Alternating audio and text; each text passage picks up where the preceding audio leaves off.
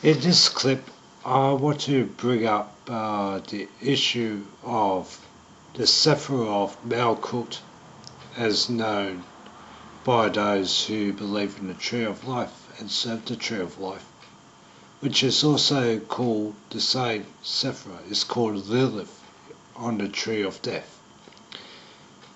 This Sephirah, whichever name you wish to give it, is represented by this earth in this world. It's where we are standing now.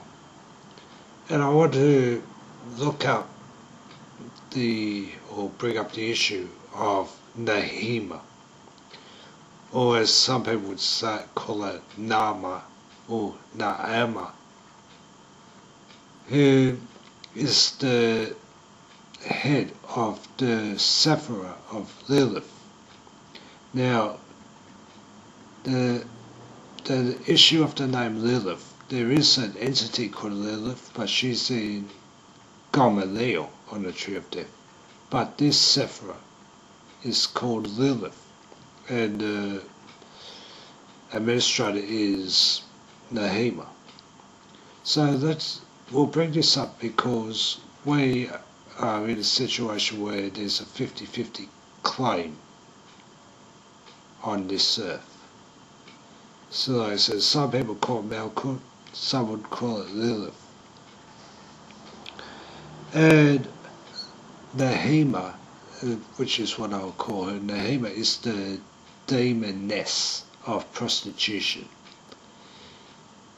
And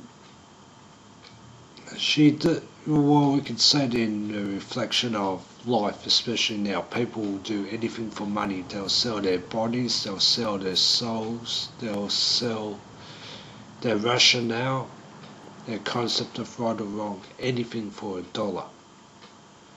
So you can see the effects of Naheema on this world, or in this, on this earth, I should say. And there's only one of this is in Asia. If we want to refer to Earth as a common term to describe where we are, yes. Well, let's look at the opponent, the one who rules Malkuth, the administrator, is Adonai Haaretz, meaning Lord of the earth, or Lord of the world. Depends on your figurative translation of it. But we have to look at Naheema as a demoness who's always been on this earth, in this world. And it was said that with Adam and Eve, and actually Lilith was the first wife of Adam, not Eve. It was said after Cain killed Abel that Adam and Eve had separated for quite a period of years. And during that time, Lilith, as in the entity, and Naheema had sexual relations with him, and their offspring, we don't know what happened to them. Some of them may have existed as demons, some of them may have existed as people, and possibly that bloodline has continued on. But if you look at the modern application of how people serve Naheema, we see lately there's been the issue of earth worship, and we see Mother Earth. We have to worship Mother Earth, we have to serve Mother Earth. But these people, the people who advocate this, don't actually give a name to the entity that Mother Earth represents. And we can see we have what you call the climate change, global warming, greenhouse effect advocates who say the earth must be saved no matter what. and they will bring in all sorts of conditions, ideologies, forms of government, forms of social media application to convince people to serve Mother Earth. So you can say that Naheema has become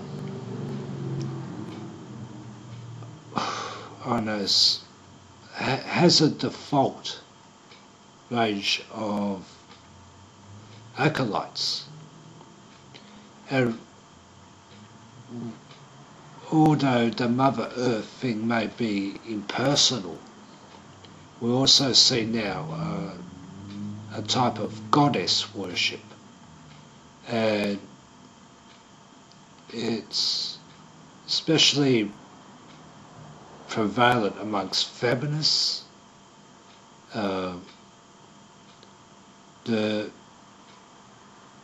sort of feminists that go around dressed up as blokes, as men. And we see with feminism what you call a lesbian feminism, militant lesbianism, which is basically coming across as an ideology in its own right. We see the same sort of things you would see amongst the elite classes of people on this earth, the ones who wish to be gods. So we can see all these things coming together. But if you look at what feminists believe and what the upper class believe, they seem to be very atheist, whether by design or by default. And yet they serve something which they cannot for some reason acknowledge. With the goddess worship, which you got likes of lesbians, people who want to get back to nature. These are the same people that believe in fairies and worship them. They have more or less reinvented Wicca to suit them. But these people also rely on planetary aspects in their belief. The moon, which is on the tree of death called Gamaliel, which is ruled by Lilith.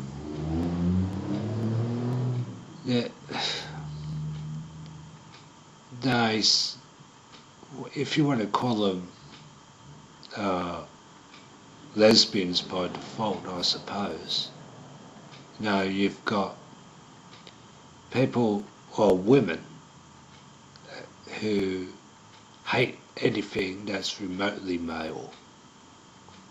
And that includes the likes of Christ Jesus of Bethlehem and Nazareth. They will say earth worship is more important than Christ worship, because Christ worship is sexist. And it's not just something that women would be getting taken in by as well.